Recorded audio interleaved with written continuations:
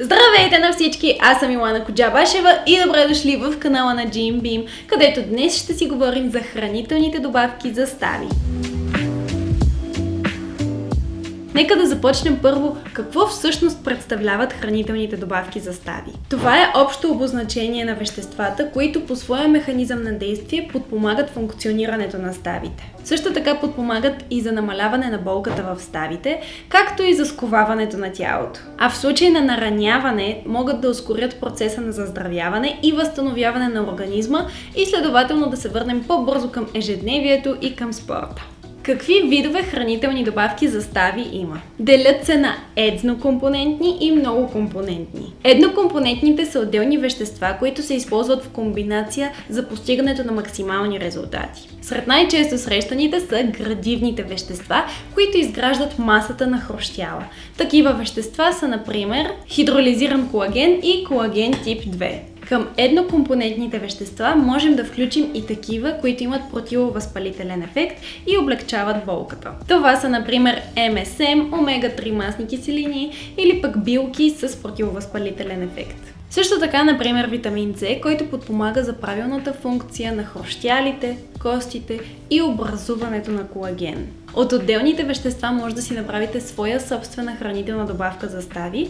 Те обикновено се предлагат в таблетки, на прах или капсули. Многокомпонентните от своя страна са смеси от няколко вещества, които се допълват взаимно. Също така те съдържат и вещества, които помагат усвояването на съдържащите вещества, като например екстракт от черен пипер.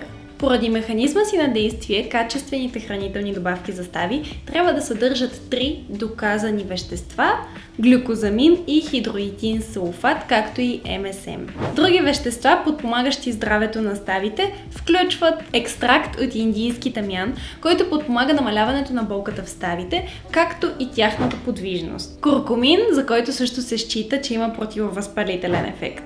Хиалуроновата киселина действа като лубрикант между двата хрущяла и нейното използване подпомага подвижността им, както и намаляването на болките в ставите. Как действат, за какво са полезни, как и с какво ми помагат? Най-честата причина за болки в ставите е увреждането на хрущяла. Неговата задача е да предотврати триенето на костите в ставната глава и да осигури безпроблемно движение. Когато хрущялът е увреден, другите му функции също се увреждат. Вследствие на това в ставите възниква повишено триене, което от своя страна води до възпалителни ставни заболявания. Това се характеризира, например, с болка, подуване, скованост или ограничена подвижност на ставите. Също така хрущялната маса намалява с възрастта. Следователно, хранителните добавки за стави трябва да бъдат неотменна част от основните хранителни добавки с напредването на възрастта. Освен това, хранителните добавки за стави осигуряват градивни и противовъзпалителни вещества. Тези вещества са важни за регенерацията на хрущяла и намаляване на болките в ставите. А кои са основните ползи за приемане на хранителни добавки за стави? Те са част от комплексната грижа за опорно-двигателния апарат. Подпомагат функцията на ставите, ускоряват заздравяването на увредените тъкани и възвръщането към ежедневието и спорта става много по-бързо. Намалява болката, сковаването в тялото и ограничената подвижност в ставите. Дори според проучвания, някои добавки могат да забавят разграждането на хрущяла, което е супер. За кого са предназначени? Започваме с спортистите, които в някои случаи тренират даже по 2 пъти на ден и тяхното възстановяване трябва да бъде доста по-бързо, защото са предразположени към риск за нараняване. Хора с физически тежка работа, като например строителни работници или хора, които работят в склад. Тези хора стоят на крак през целия ден и пренасят тежки неща, затова за тях е изключително важно да поддържат тяхното здраве на ставите. Приемането на хранителни добавки за стави също е много важно и за възрастните хора, които са предразположени към по-лесно заболяване, като например артрит или остеоартрит. Също така хора с наднормено тегло и затлъстяване, защото при тях коленните и тазобедрените стави са подложени на много голям стрес поради излишните килограми.